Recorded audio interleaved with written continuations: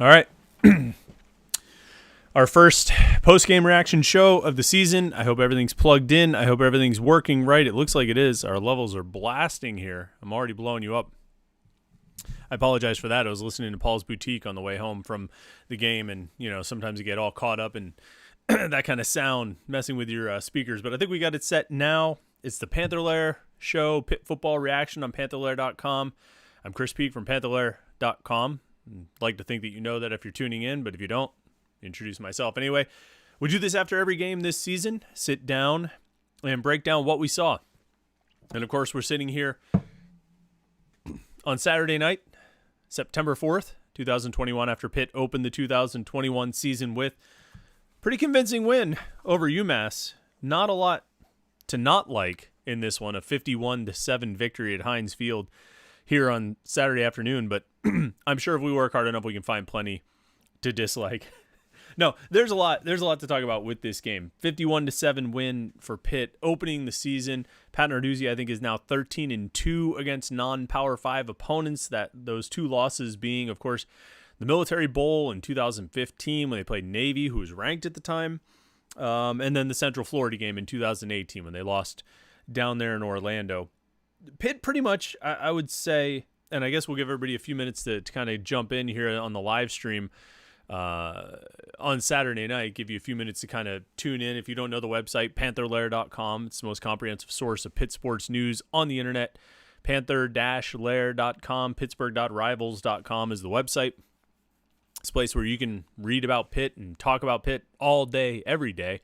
We get together once a week on Wednesday nights at 8:30 for our Panther-Lair show live stream to hang out and talk about Pitt sports, everything going on in the world of Pitt sports. And then after every game, we get together and have this live stream right here at youtube.com/Panther-Lair.com. It's our YouTube channel. And we go live and we talk about Pitt sports. We break down the game. And you can join the conversation. This is the fun part about this. This isn't just me, talking into a recorder. You can jump in the chat screen and join the conversation, post your comments, your questions, what you thought of the game, questions you have about the game, your observations, whatever stood out to you, and we'll have a little back and forth, a little interaction. Of course, you want to jump in as a super chatter. You can always do that, and as already Kevin Plaucha has already jumped in as a super chatter. You can support the podcast. We appreciate that very much, Kevin. Thanks. And good to see you. Glad you could jump in, and glad everybody could stop by tonight. If you want to make sure your comment, your question gets read, because we don't always get to everything, if you're a super chatter, we will definitely get to what you have to say, and we'll jump right in with Kevin Plaucha. He's our guy, one of our biggest fans of the podcast. He's a super chatter tonight. He says, "Hey, Chris, how does it feel to be 1-0? Want to know your thoughts on how Pitt handled the run game today."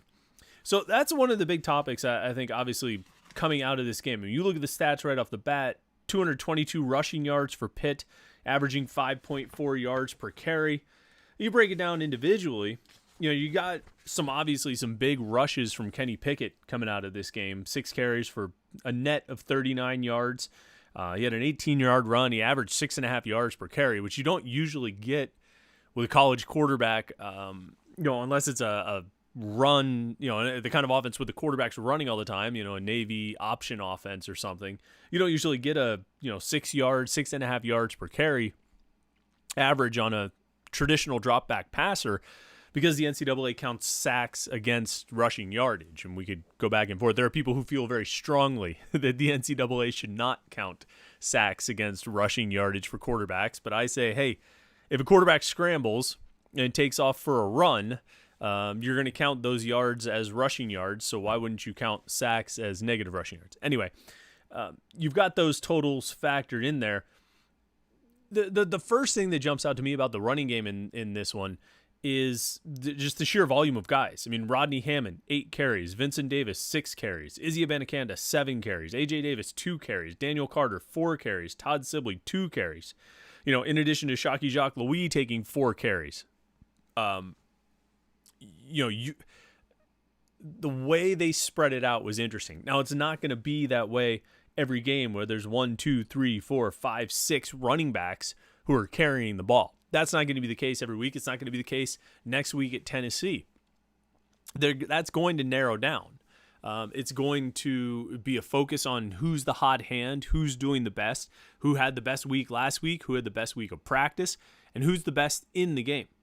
For my money in this game, I'm going with what I said before the season. I'm going with Izzy Abanikanda. He goes 7 carries for 30 yards, which actually at 4.3 yards per carry is a lower yards per carry average than Rodney Hammond, who was 5.5, Vincent Davis, who was 5.3. A.J. Davis ended up with 10.5 yards per carry on his 2 handoffs. Daniel Carter was 5 yards per carry. Todd Sibley was 7 yards per carry on his two rushes. So Izzy Abanikanda actually had the lowest yards per carry of any running back on the team in this game. I still think he's the most talented running back on the team. And I think, to some extent, we're all going to see what we want to see, right? And I've already hitched my wagon to Abanikanda.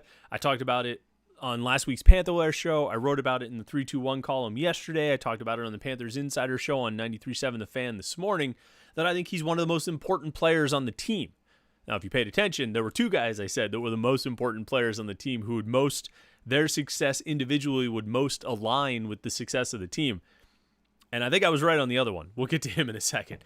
But Abanikanda, I already kind of hitched my wagon there. But I think when you watch him, just the size and the speed, he's got the ability, I think, to be the best back on this team, to be the most productive back, the most effective back on this team.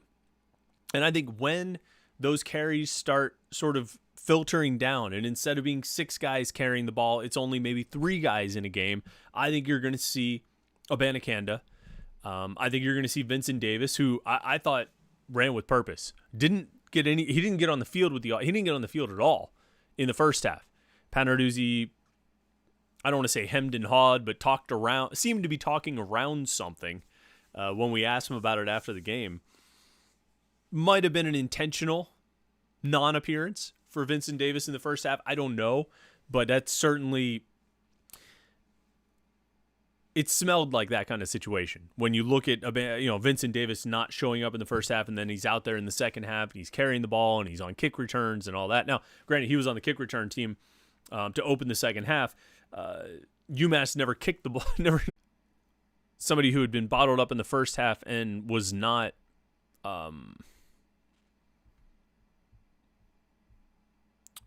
Are we rolling here? Sorry, it looked like YouTube was giving me a bit of an issue. I got some buffering. I hope there was no issues on the live stream. I apologize if anybody ran into that.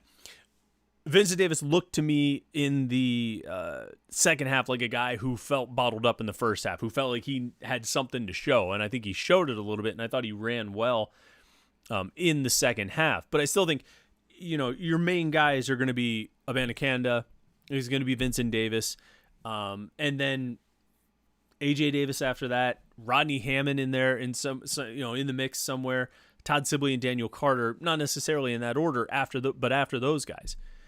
I liked Rodney Hammond.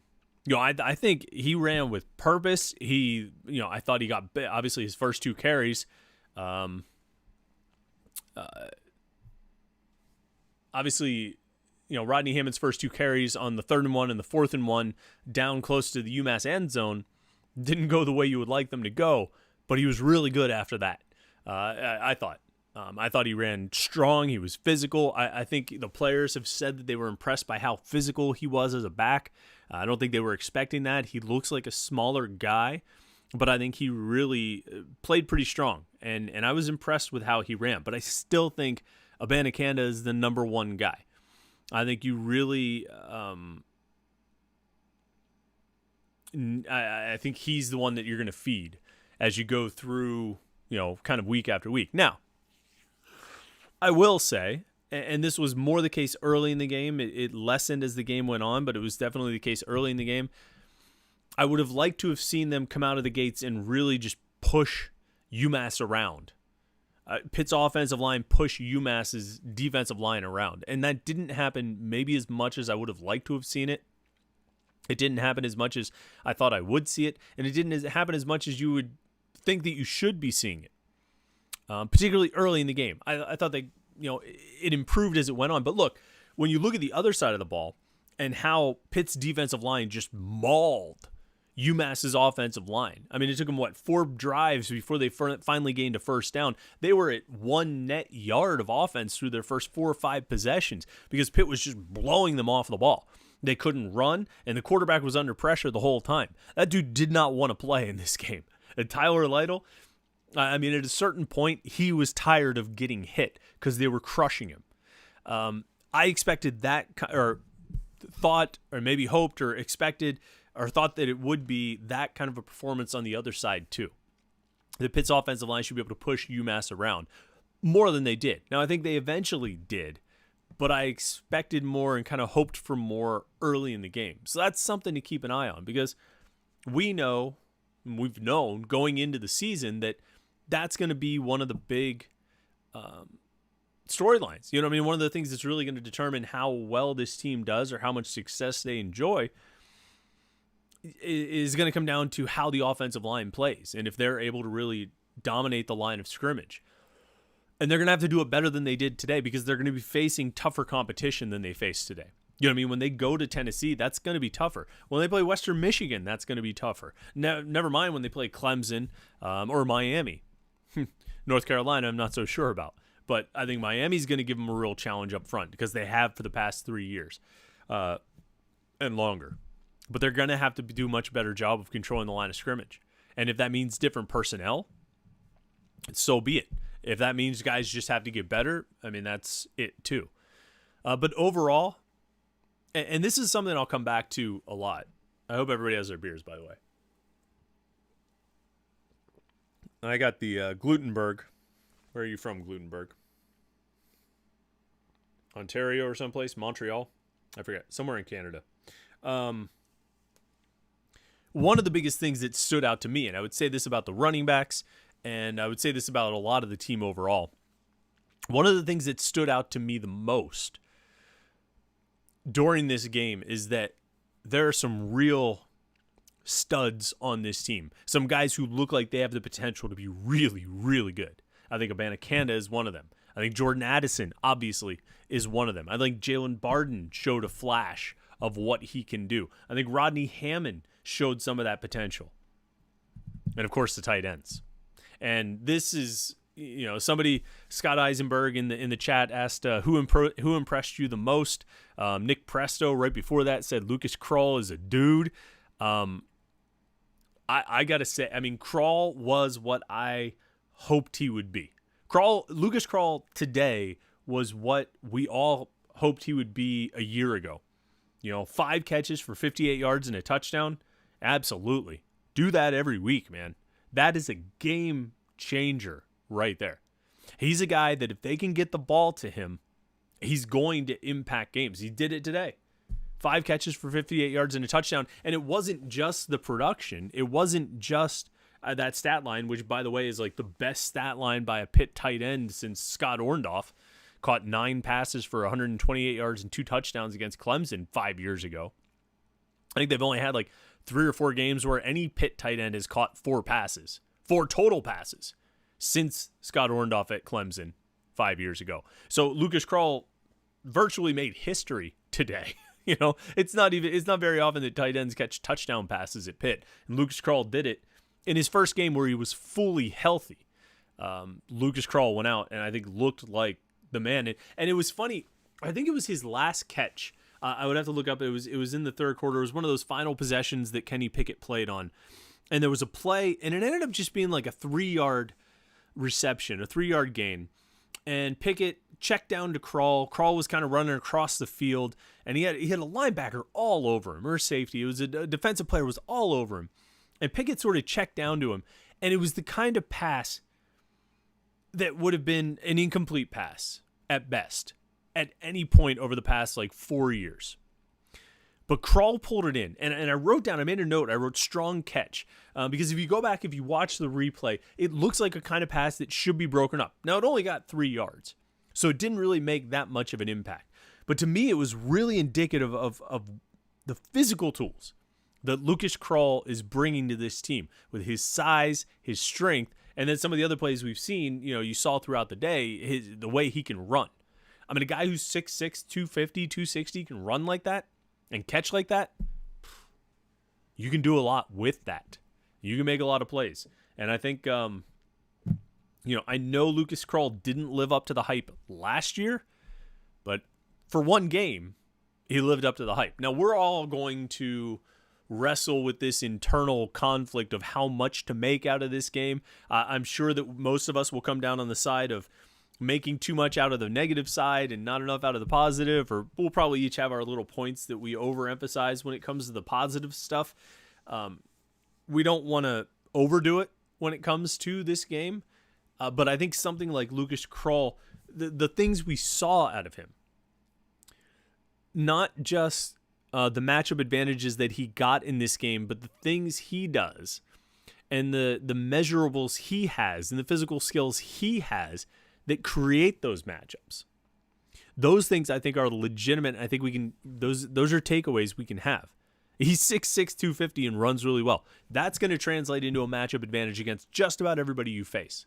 I mean, maybe not Clemson because their DNs can run better than that. But most everybody is going to have a hard time covering a guy like that. I mean, what a weapon to have. And you know what? And Gavin Bartholomew was really good too. 3 catches for 21 yards. If your tight end position comes out of a game with, 8 catches for 79 yards and a touchdown, you going to take that? After what we've seen out of Pitt's tight ends over the past few years? Absolutely. Take 8 catches for 79 yards and a touchdown. No question about it. So, yeah, I was big on Lucas Krull in this one. To answer your question, Scott, I think he was the man. He was one of the biggest things that stood out to me, aside from the obvious, which the obvious to me is the front seven. I mean, you talk about a dominating performance. They did, the front seven for Pitt did what they were supposed to do against UMass. The linebackers and the defensive line just controlled this game. When Pitt went for that 4th and 1 down at like the 8 or something like that, I saw them lining up, and my first thought was, wait, what? But I was like, wait, UMass is never going to move the ball consistently on this defense. They might steal one drive, which they ultimately did, but they're never going to move the ball consistently on this defense. So why not go for a 4th and 1 at the 8? You know what I mean? You might as well, because you're never really going to be in danger of that offense doing anything, because the front seven was just playing so well. So when you talk about who impressed, I mean, that side of the ball definitely did. Super chatters jumping in here. RJ Seaman 38.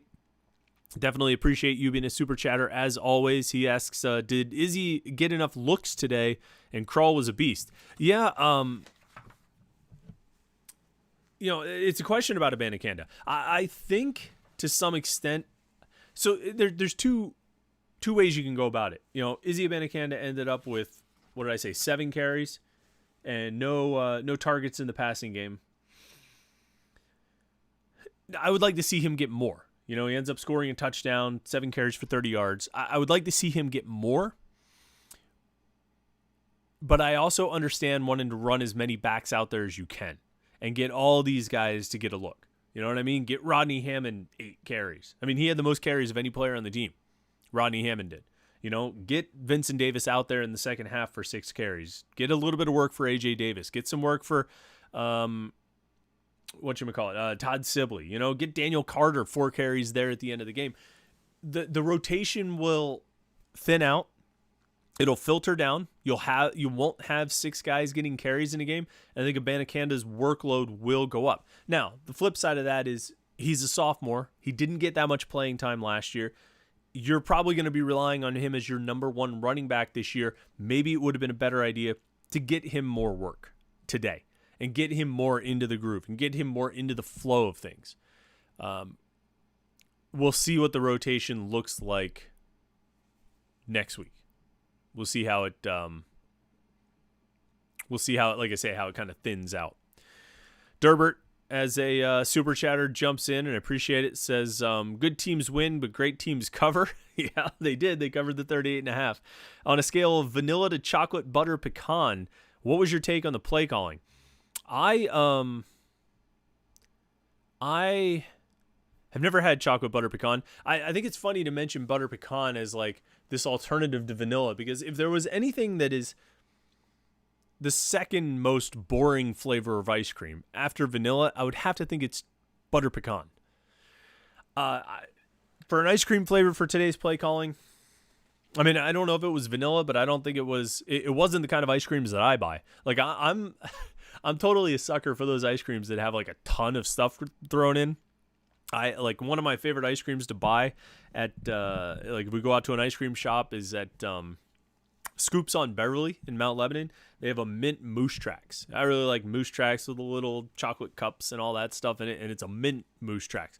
That's one of my favorites. I like the ones that have like Snickers pieces and peanut butter cups and peanut butter swirls and all that. I'm a sucker for those ice creams. I like ice cream with candy in it. This was not that. You know, I'd like to think that flavor of ice cream exists in Mark Whipple's playbook, and that we'll see it next week at Tennessee, and we'll see it against Clemson and Carolina and Miami and all those. This was something considerably less than that. This might have been,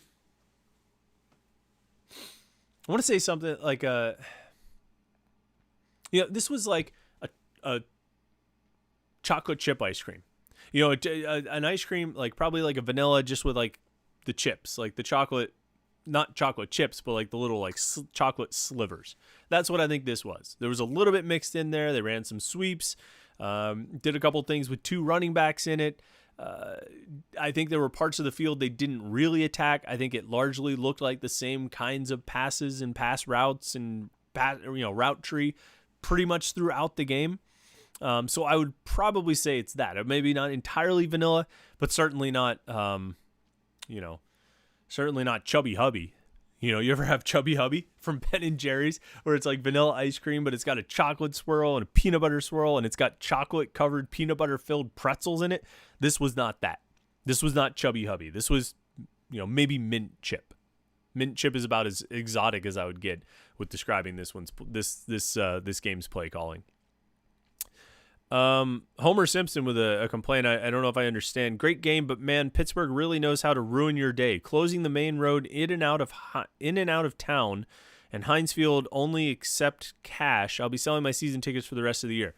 Heinz Field only takes cash.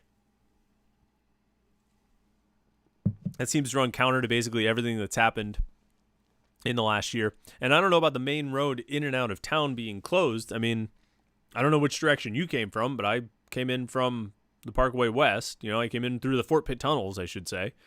And every road I tried to take was open. So I don't know what the main road in and out of town was closed. I'll take your word for it, but I didn't have any issues getting in there. Benjamin Glazer says, really impressed with Bevel's touch. Davis Bevel went 2 of 3 for 45 yards in the game. Had two nice completions to the freshman, Jaden Bradley. I like Davis Bevel's physical tools, man. I mean, he is a good player. It's just a question of whether he's got the offense mastered and how he is with running the offense. But I mean, he's got the size, he can run, he's got a good arm. He's just got to get the offense down. It's going to be really interesting to watch next year when it's Davis Bevel and it's Nick Patty and presumably Joey Yellen and Nate Yarnell and these guys battling out for that starting job. Patty, I mean, doggone it if he doesn't get the job done, right? It's a weird throwing motion. It looks weird when he throws it, but 5 of 5 for 58 yards. It's a pretty solid stat line. Runs in for another touchdown. Nick Patty, this guy just scores touchdowns. He had the 2 rushing touchdowns at Florida State last year. He runs for a 9-yard score today. I mean, your best option this year is Kenny Pickett. You don't want to be in a position where you have to switch. You don't want to be in a position where you have to change your quarterback. You want to stick with your starting quarterback, but I think you probably feel comfortable with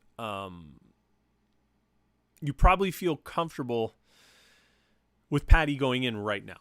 Ideally, you'll have Pickett out there for every snap of every game, although he already missed 1 snap today when he took a shot to the chest on that late hit that the guy got thrown out for targeting. But ideally, you won't have Kenny Pickett miss too much time, and you'll be able to rely on him all year. But I think if Nick Patty goes in there, he can run the offense. Nick Presto says Gavin Bartholomew, Jaden Bradley, and Rodney Hammond were very impressive. Yeah, I don't disagree about that. They had 7 freshmen, actually, who got on the field today. Bradley, the wide receiver, Gavin Bartholomew, the tight end, and Rodney Hammond, the running back. Plus, they had Terrence Moore, the center, who stepped in as a true freshman center on the final drive of the game. Defense, they had Nakai Johnson, the defensive end. He played a handful of snaps. P.J. O'Brien got in at safety, and Noah Bigelow played at cornerback. So they got 7 true freshmen on the field that I could see. I don't think I missed anybody. We'll find out next week. But yeah, I think Gavin Bartholomew looks like he belongs right now. I think he's the number 2 tight end, and he should be the number 2 tight end. It's Lucas Krull, and then when they go to a 2 tight end package, I think you play the freshman. He looks legit. He looks like the best tight end they've recruited since Scott Orndorff and J.P. Holtz. And I'm probably going to draw a lot of comparisons between Bartholomew and J.P. Holtz because they wear 86. But the truth is, I think Bartholomew's a little faster than J.P. Holtz was, and he looks like he belongs. Sometimes that's the best thing you can say about a freshman. It's like the highest praise you can offer is this guy looks like he belongs. He should be on the field. And I would say that about Bartholomew. And Bradley impressed me too. Played just that final drive, whatever it was, 5 plays, 6 plays, something like that. But he looked good. He impressed. And Rodney Hammond, yeah, I want to see what he does. I think again, you're gonna have your running back hierarchy, but Rodney Hammond's an interesting one. He's gonna fit in there somewhere. I think he's gonna fit in. Let's see here. Wait, I had a comment. Oh, Will Z says, the backs were switched up so much it's hard to get an idea of how the run game actually was. But that being said, Matt Gonsalves and Blake Zabovic need to start. Yeah, I couldn't help but notice that they did run the ball well with Matt Gonsalves out there. When they put Carter Warren at right tackle and Gonsalves at left tackle, they had some of those plays. Will Z mentions Blake Zabovic. He came in at left guard in place of Marcus Minor. I feel like Minor's going to be the guy there. He's got the pedigree. He's been around a while. He's got the experience. But Zabovic seemed to carry his own, and I think Gonsalves did too. It's interesting. They've got options there. They've got 7 guys, it looks like, that they could play. And I'll be interested to see who they line up with at Tennessee and if they rotate, if they move some of those guys in and out a little bit more. Let's see here. Travis Spagnolo says, Chris, it just didn't seem like the offensive line was able to generate a push. I saw similar things that frustrated us all last year. No push up front, no rhythm on offense, inability to run it inside.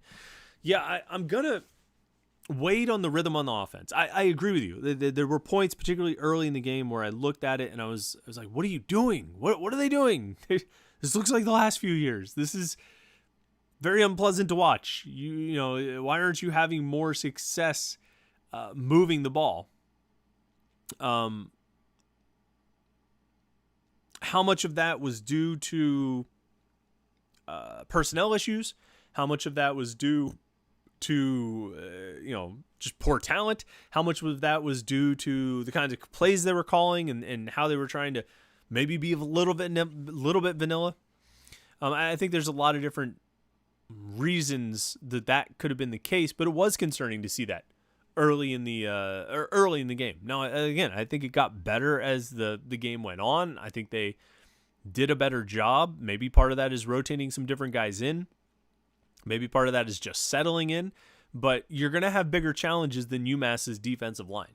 You're going to face bigger challenges than that as the season goes on, which means when you go to Tennessee, when you go to North Carolina, or I guess you have Carolina here, you have Miami here, you have Clemson here, you go to Virginia Tech, you're going to face some challenges up front. And you're going to have to be able to do better than you did today. Sean Conley says it's nice to see Pitt have a tight end finally. He's big, physical, and will become a nice safety outlet for Picket. He'll be a nice safety outlet for Kenny Pickett, and he's also going to be a weapon. Lucas Krull is a weapon for this offense, and we saw it in a variety of ways today. We saw it with him sort of as the first option on pass plays. We saw it. There was a play where Pickett rolled out to his right, and he was almost kind of scrambling, and then just sort of lofted a pass to Lucas Krull down the sideline as sort of an emergency option, and we saw it on the touchdown. There's a lot of things this guy can do, and he can go to a lot of different spots on the field, and he can line up in line, he can line up in the slot, he can line up out wide. Lucas Krull is a weapon for this offense, and I don't know if he's going to be the number 1 weapon. I think the number 1 weapon is still Jordan Addison, but Lucas Krull is a weapon. I think if your main offensive weapons this year are Israel Abanikanda, Jordan Addison, and Lucas Krull, you've got some firepower. You really do. Joe Lanzel says rushing by committee sucks. Pickett will get his head knocked off if he keeps running the ball. O-line was unimpressive. Let's see. Rushing by committee sucks. Yeah, I mean, I'm a big believer that you need to settle on one guy, and that guy has to be your number one back.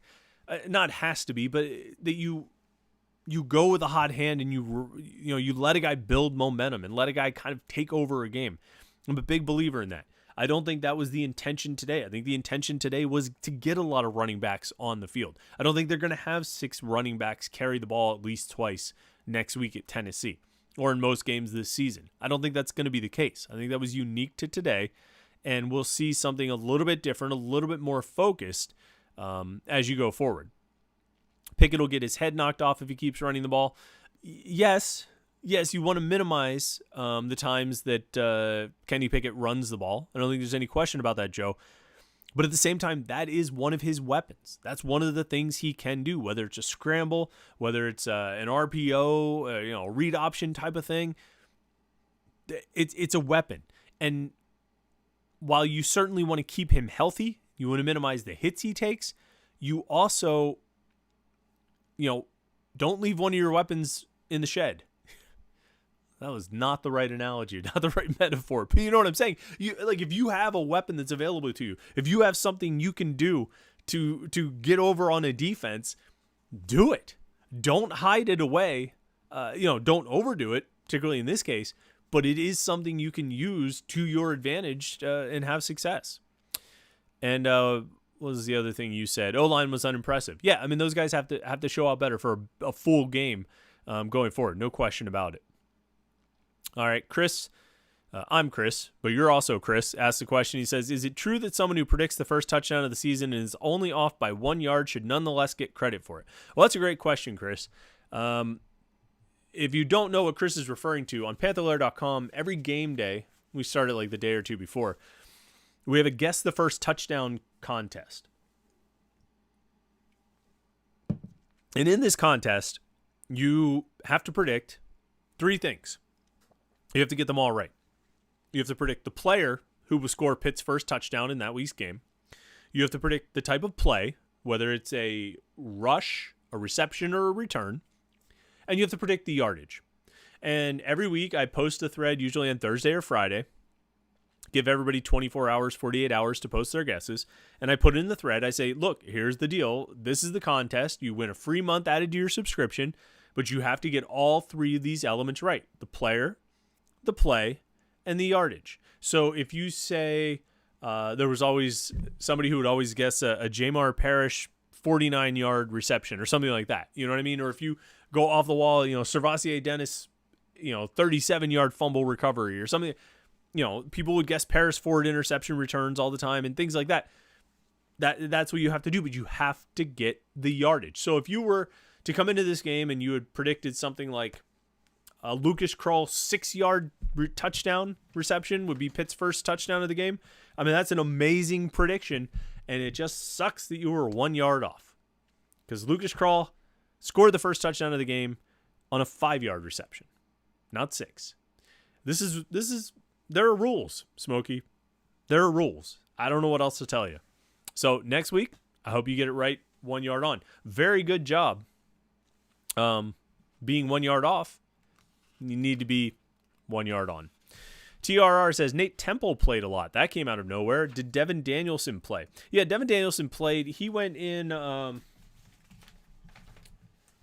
Wrote down when all the defensive linemen went into the game. I think he went in on the 4th or 5th drive of the game, 4th or 5th UMass possession. I believe it was. Played a decent amount. He was in the rotation at defensive tackle. Look, they had defensive tackle. They had Kalijah Cansey. They had Keyshawn Camp. They had David Green. They had Tyler Bentley. They had DeAndre Jules, and they had Devin Danielson. They had 6 guys that were rotating in at defensive tackle in this game.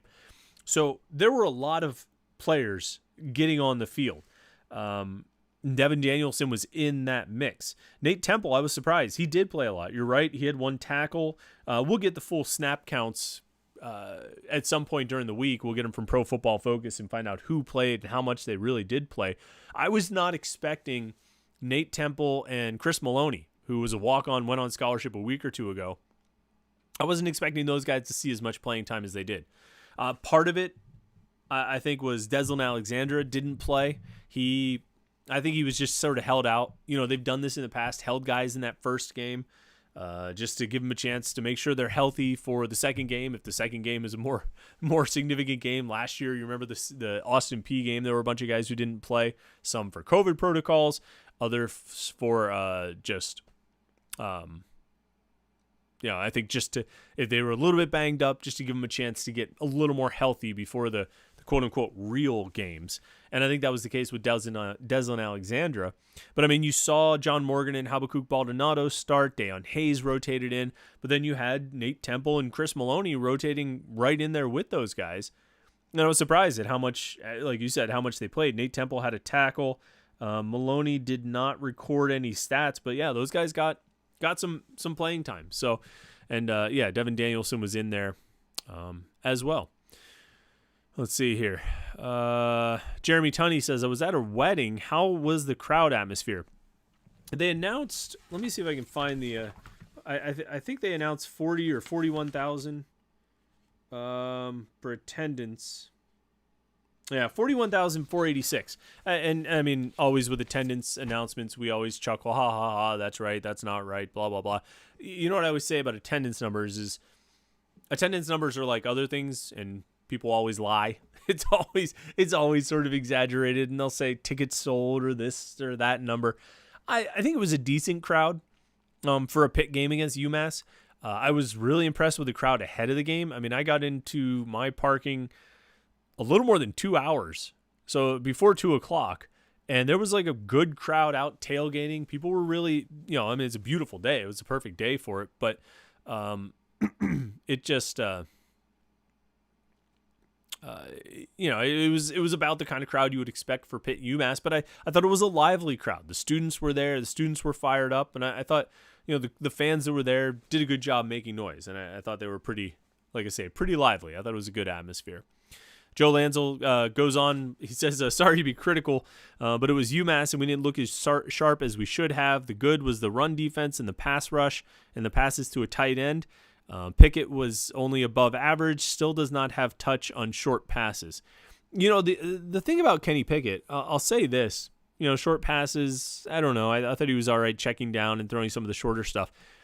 My biggest thing, there were a few of the deeper passes that ended up either being caught or incomplete, but if they had been thrown a little further or caught the receiver in stride, they would have been touchdown passes. And I think at times they were underthrown a little bit and maybe didn't, he didn't do a good enough job getting the ball to those guys. So I thought that was probably my biggest beef with Kenny Pickett in this game, is that he underthrew a few of those deep patterns. When they took a few deep shots, I didn't think he did a good enough job hitting the guys in stride, or else they might have had more touchdowns out of it. I think Jordan Addison had one. Jalen Bradley had one. Actually, Addison might have had 2 or 3. I think, or not Jaden Bradley. I said Jalen Bradley, so I combined the two. Jalen Barden had one. It's going to get confusing. Josh Grubbs says Jalen Bradley looks like a stud. Yeah, he looked pretty good. He looked really good, I thought. It'll be interesting to see if he can fight his way into this rotation, because obviously you've got, Addison, Taysier Mack. Nobody's brought that up yet.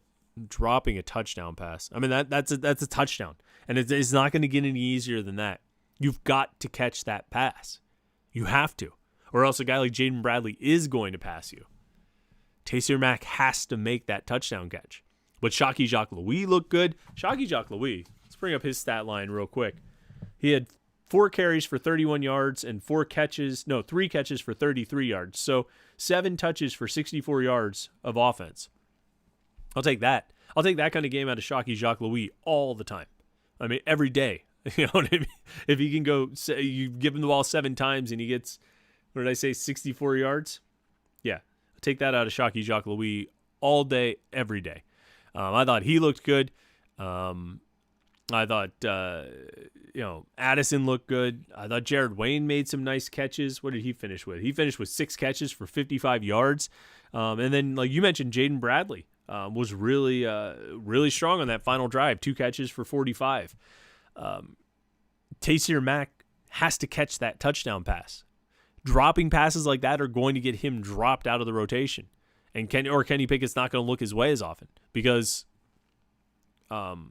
you've got Jordan Addison, you've got Lucas Krull, and you've got some other guys who maybe you can rely on a little bit more than Taysir Mack. Let's see here. What else we got? Scott Eisenberg says, got to give Kalijah Cansey a shout out. He was unstoppable. And John Patrician.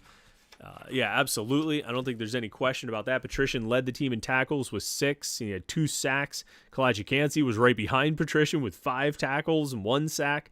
Those guys were a beast. And when I talk about the front 7 dominating, that's what I'm talking about. That's 3 sacks just between Patrician and Cansey. Servassier Dennis had 5 tackles.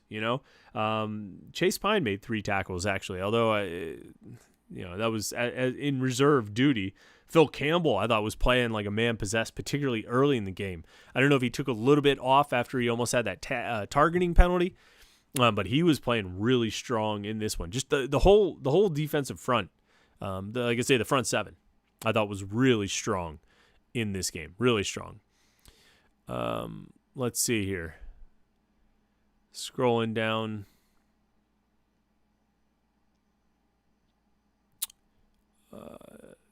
See what else we have here. Oh, Homer Simpson amends his earlier comment that Heinz Field did not accept cash. Well, yeah, I'm not surprised by that. I think most places you should go, you should assume that they would, even if they do accept cash, they would rather not accept cash. Let's see other comments and questions. A lot of people here.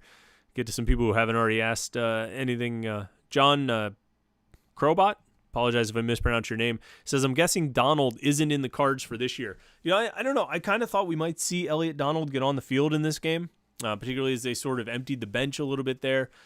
Later on as the game went on, I thought I thought you might see him get some snaps. I don't know. He could fight his way in for some reps, but I just went down that whole list of depth that they have at defensive tackle. They've got a lot of good defensive linemen, upperclassmen on this team. It's going to be hard for a freshman to crack into that rotation. And Nikai Johnson might have a chance at defensive end for a few games here or there. Elliott Donald maybe later in the season could get himself. Because remember, freshmen can play 4 games and still take a red shirt. And so I think you're going to see the coaches be even the 7 guys who played today, Rodney Hammond might be locked in. He might play all season. Gavin Bartholomew's going to play all season. But guys like Nikai Johnson or P.J. O'Brien or Noah Bigelow or a Khalil Anderson or even like an Elliott Donald who didn't see the field today, those guys, I think the coaches will be judicious about when they use them and try to pick their shots on when they put them on the field,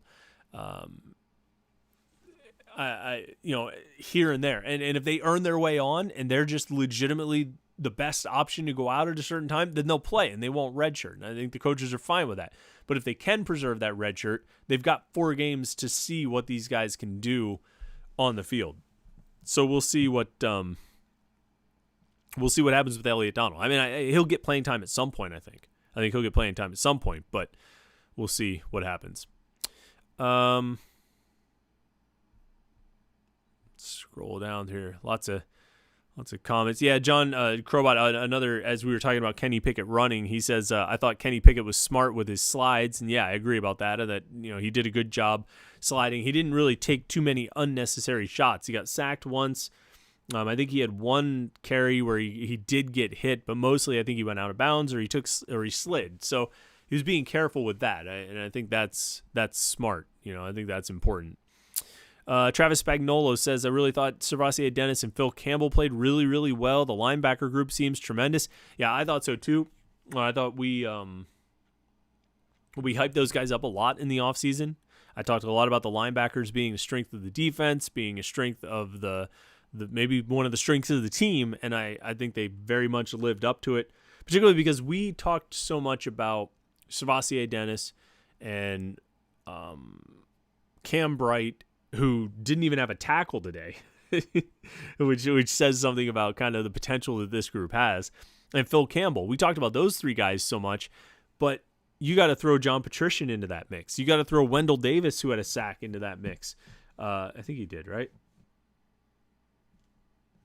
Yeah, he had a sack. It was his only tackle in the game. You got to throw, Chase Pine into that mix. You got to throw Bengali Kamara. Bengali Kamara ends up on the third down Delta package on UMass's first drive of the game, gets a pressure on the quarterback, and then doesn't play again until the end of the game. I don't understand that, unless they want to keep him back as a secret weapon, unless they think, okay, we did that one time, don't show anybody else that this can happen, because number 11, Bengali Kamara, is a beast.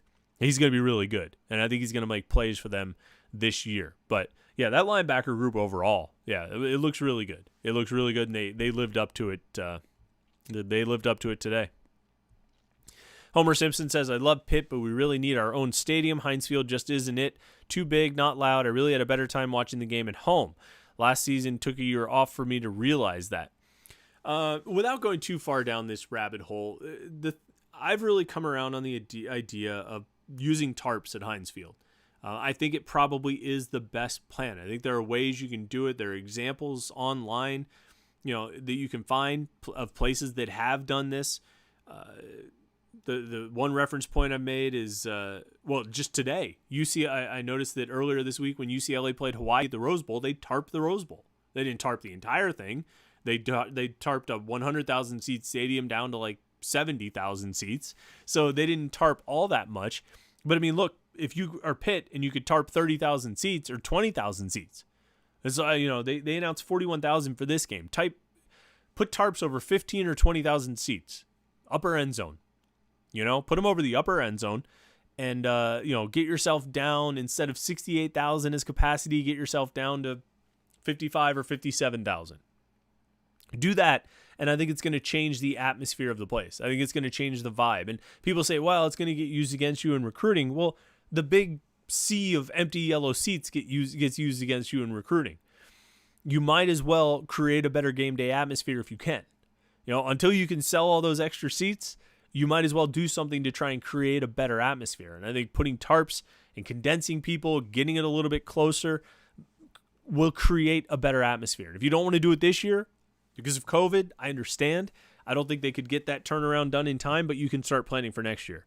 And I think it's something they really should look into.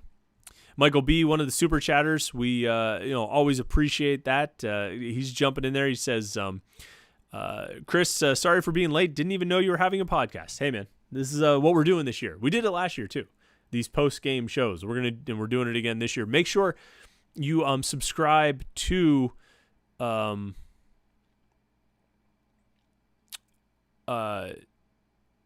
make sure you subscribe to our YouTube channel, youtube.com/Panther-Lair.com. If you subscribe there, you'll get notifications anytime we go live. So if at some random point on a Wednesday afternoon, I decide to fire up the live stream for some reason, there's a commitment or something like that, you'll get a notification. You'll know we're live. So make sure you check in on that.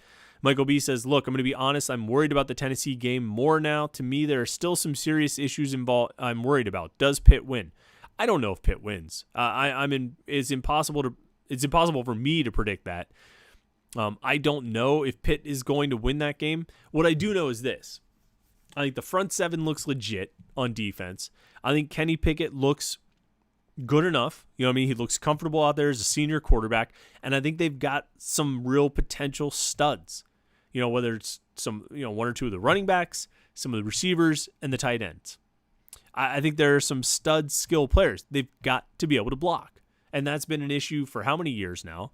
It'll probably be an issue this year until we find out that it's not. Will they beat Tennessee? I think they can. I don't think Tennessee is anything special. But we'll find out if they're able to do it. But I think I like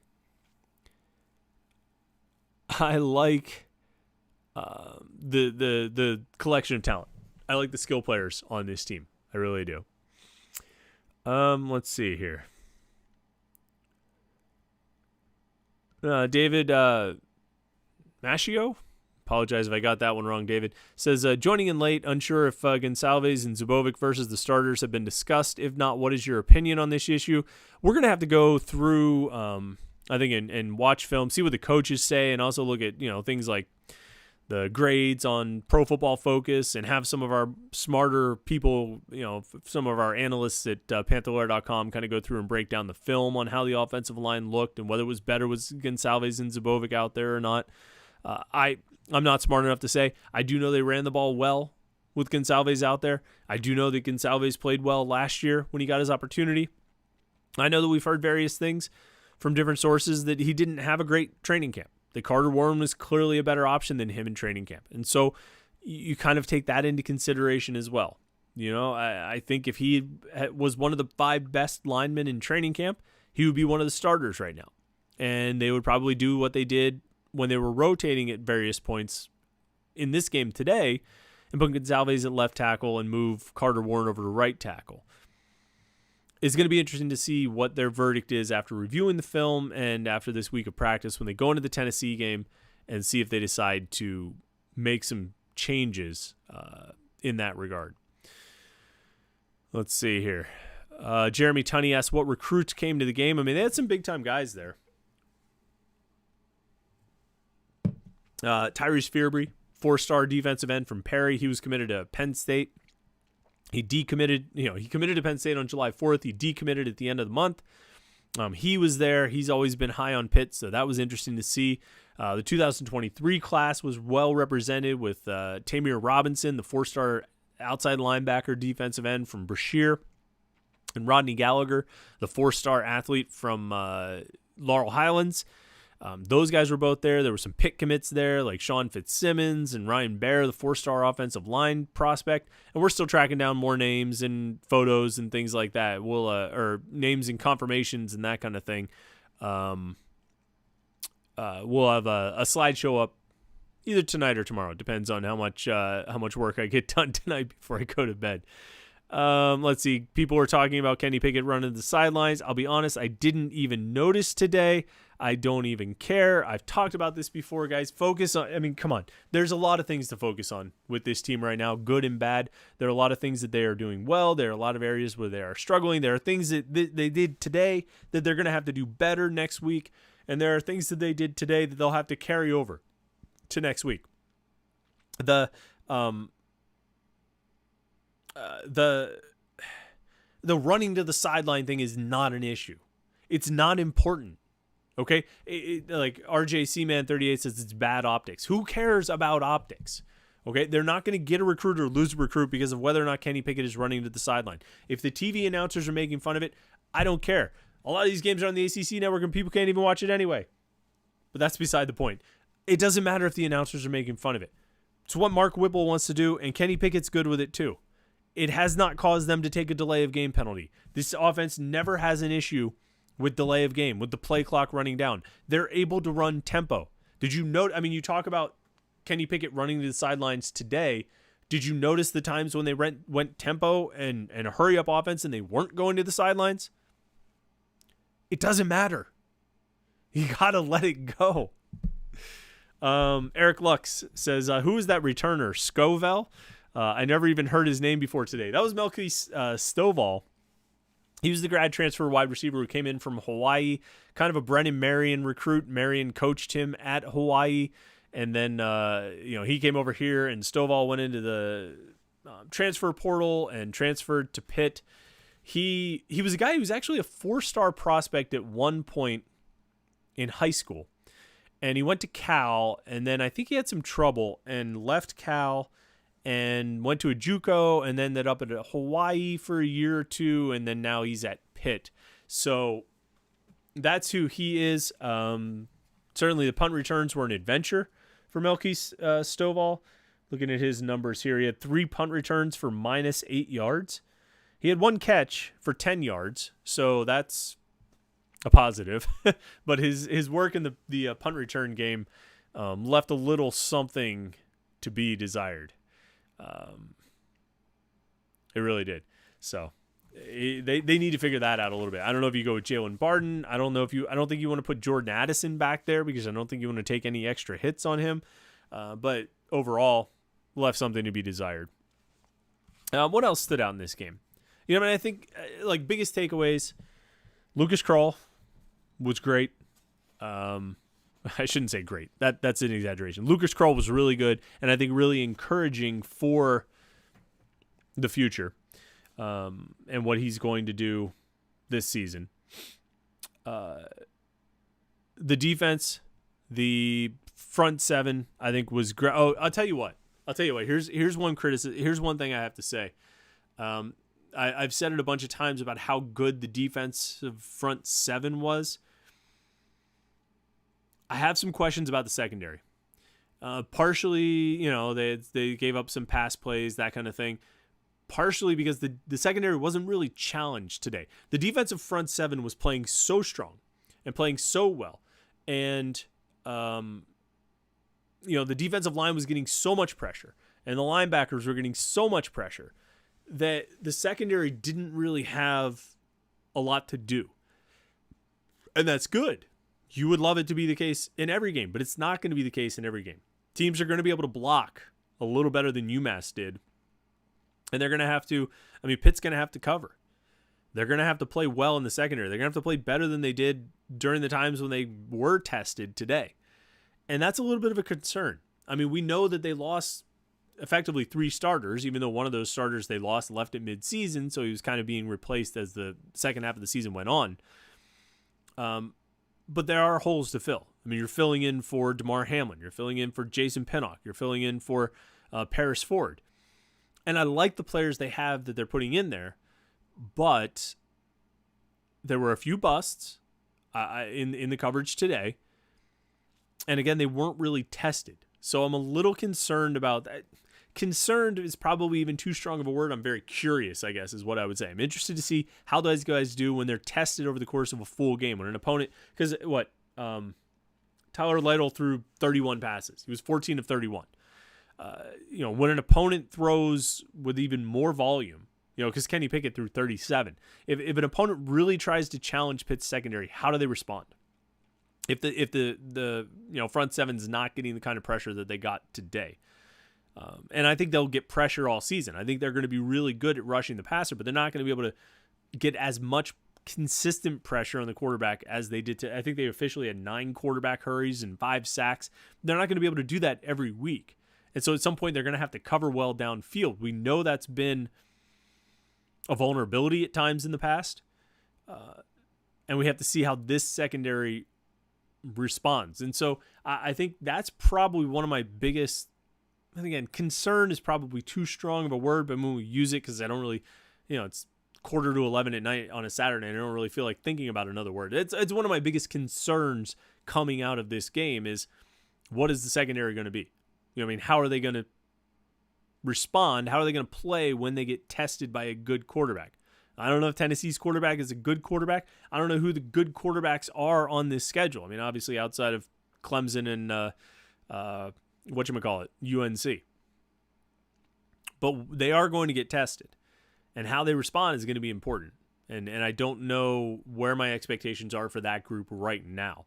So, probably the 2 biggest negatives to come out of this game, or concerns, I guess, as I come out of this game and I say, all right, what do I think about the team today after seeing them in action for a full game?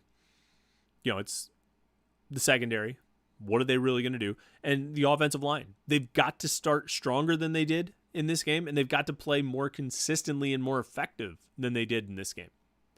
And credit to the running backs. We'll flip it over to the positive side, man. Credit to the running backs. Those guys ran hard.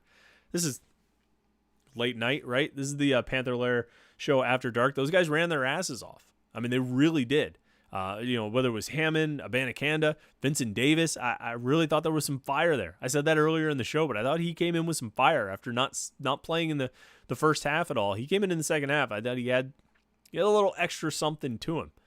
And so, if those are your top 3 running backs, and I don't know if that's how it'll shake out or not, but if those are your top 3 running backs this year, that's how it was by way of carries today. where Hammond had 7, Abanikanda had 7, or no, Hammond had 8, Abanikanda had 7, and Vincent Davis had 6. If those are your top 3 running backs this season, you've got a chance to really do well in that regard. You know, I mean, that looks like one of the better collection of backs that they've had. But you got to block. You got to block for him. You got to block for Kenny Pickett. You got to protect him. Some comments and questions coming in here as we're talking about this. Speaking of the secondary, Scott Eisenberg says, did Rashad Battle seem a little shaky to you? And Michael B follows up, Battle didn't look good at all. Nick Presto says, Rashad Battle looked a step or two late on making his decisions back there. Will Z says, Battle showed inexperience. Homer Simpson says, number 15 got cooked a few times. Does anybody else want to comment on Rashad Battle? It wasn't his best game. You know, I think he had a penalty called against him. And what did he end up with stat-wise? Rashad Battle. Looks like, oh, there he is. He had 4 tackles. All solo. I think inexperienced. I think Will C, I think you hit the right word. I think he had some inexperience. It was his first extensive playing time. He played a decent amount last year at corner, but this year he's playing free safety. One of the most important positions on this defense. Maybe one of the most complicated or crucial positions on this defense. And I think he showed looking a little bit green. Nick Presto says, though, Eric Hallett looked solid and made a fantastic strip in recovery. Yeah, I think, and Scott Eisenberg follows up, says, I was not a Hallett fan last year, but he played really well today. I think, Eric Hallett will be really solid for Pitt. He's stepping into that free safety role, that field safety role that, Damar Hamlin played for so long. And that's not an easy job, and that's important. That's an important position in this defense, and you've got a lot of responsibility. You got to be really on top of things, and I think Eric Hallett has I think he can do that. He's an experienced guy. He's been around a while. He's played a lot, and I think he can do a good job locking down back there. I like Brandon Hill as the other safety in the back end, although he had 1 tackle.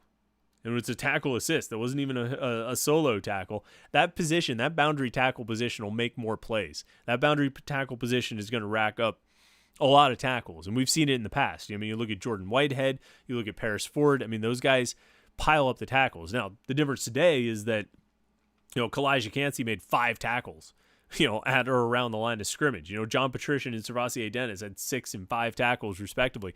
These guys, when those guys are making all the tackles, there's going to be fewer opportunities for the boundary safety to make plays. So Brandon Hill was a little bit limited in that regard. But I like Hill and Hallett. I think they can make a good duo back there. We just need to see them and the corners get challenged against a good quarterback. One is really going to go after him. Let's see. Joe Lanzel says special teams is a concern, especially the punt return. Nick Presto says the punt return should be fine. Those punts were so awkward from UMass. Yeah, I don't know what that UMass punter was doing. I don't know if he was intentionally making every punt look awful or not. I mean, obviously it worked. Pitt didn't have much in the way of a punt return game. But yeah, that was really weird. And Melky Stovall didn't handle it very well at all. All right, Jeremy Tunney says, what would you grade Picket today? Let me see. Let me look at his stat line. Let's just read the numbers, right? 27 of 37 for 272 and 2 touchdowns, 6 rushing attempts for 39 net yards. I mean, I would probably go B plus. And I would only, I stay out of the A territory just simply because not because he made any huge mistakes, but because there were just a couple passes on some deep shots where I think he could have put a little more under it, put a little more into it, and caught his receiver in stride and gotten a touchdown out of it. But I thought he played pretty well overall. 10 incompletions is a lot, but you attempt nearly 40 passes, so I mean you're still, not quite a 75% completion percentage, but you're around that area, right? Let's get out the calculator. It's 27 of 37. 72.9%, 73%. Yeah, I'll take that. Take 73% completion and 270 yards, 2 touchdowns, no interceptions, just took 1 sack. Did a good job of running the ball. Like somebody else mentioned, he protected himself well. He was good at sliding. He got out of bounds. I mean, I thought he played a good game, but the competition level is going to go up now. I think, Homer Simpson, you said it right, and we might leave it on this. He says, I think UMass was a great first game. They were better than a lot of people thought. We've got to come out tough against Tennessee. I think we'll take care of business. I don't think UMass was better than a lot of people thought. I think their offensive line was pretty bad. I think their offense as a whole was pretty bad, and I think their defense could have been taken advantage of even more than Pitt did, particularly early in the game. But I think it was a good first game. You could get a lot of guys on the field. You could get a lot of players out there, get experience, see how they react in a game situation, and hopefully encounter some of those sort of game situations for the first time and get a sense of what you're going to do in different things. I mean, there's so much operationally that you can kind of experience and toy with and experiment with in a game like this. And that's what Pitt was able to do. And so I think it was a good season opener for Pitt. And certainly you come out of a game winning 51-7. It's a good start. It's a good start. You have almost 600 yards of total offense. You rush for 222. You get 375 yards passing with 3 different quarterbacks throwing passes. 8 of 13 on third down. You convert one of your two fourth downs. You go to the red zone 10 times and score 7 touchdowns on those 10 times. I mean, those are all good. Those are all good stats, good numbers, and most of all, you want to know.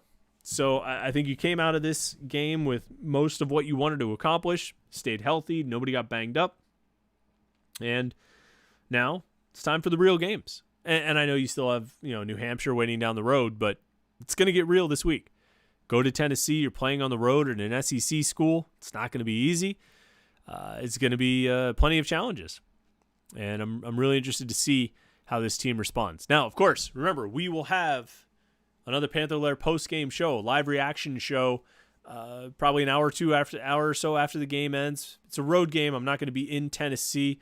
I'm going to be watching at home from Pittsburgh. So after that game, I'll tune into the post-game press conference, and then, we'll get fired up here on the post-game show. So it's, probably about an hour after the game ends. So you'll have plenty of time to get a beer, get some dinner, and get ready to chat. So we've got the Wednesday night show, of course, 8:30 right here on youtube.com/Panther-Lair.com. You can, of course, check in, and join the conversation and have a good, have fun with that. Hold on. Somebody just said Georgia Tech is losing right now with just a little bit of time left in the game. I haven't been following scores at all. I'll check that afterward. We don't need to talk about that right now. But Wednesday night, 8:30 p.m., we have the Panther-Lair show. Oh, of course, Wednesday mornings, right around 10 a.m., we've got the Kenny Picket show, so we will do that. You can tune in and hear from Kenny about this game. I'll ask about that shot he took to his chest and how that went down, what he thought about what he saw of his teammates, what he expects out of Tennessee. So we'll have that at 10 a.m., 8:30 p.m. on Wednesday night. We'll have the Panther-Lair show. You can jump in here, youtube.com/Panther-Lair.com, get in on the conversation, talk about Pitt sports. And then on Saturday, after the Tennessee game, we'll be right here ready to have another post-game show. We'll see how the Panthers do against their first Power 5 opponent. Their first FBS, or no, not first FBS. I shouldn't say that. UMass is independent. Their first Power 5 opponent of the 2021 season. I'm interested to see. A lot of questions, a lot of answers, and we'll see if some of the good things they did in this game they can carry over to next week. So appreciate you tuning in. I'm going to get back to work on Panther-Lair.com. If you want to stay in the conversation, follow all the latest Pitt coverage, go to Panther-Lair.com, Pittsburgh.rivals.com. It's the place to be for Pitt sports coverage. So thanks again for everybody tuning in tonight. Thanks to all the super chatters. Thanks to everybody just joining in the conversation. It was a lot of fun. We will talk to you on Wednesday night. Yeah, that's right. So thanks again. Have a great rest of the weekend, and we'll see you on Wednesday.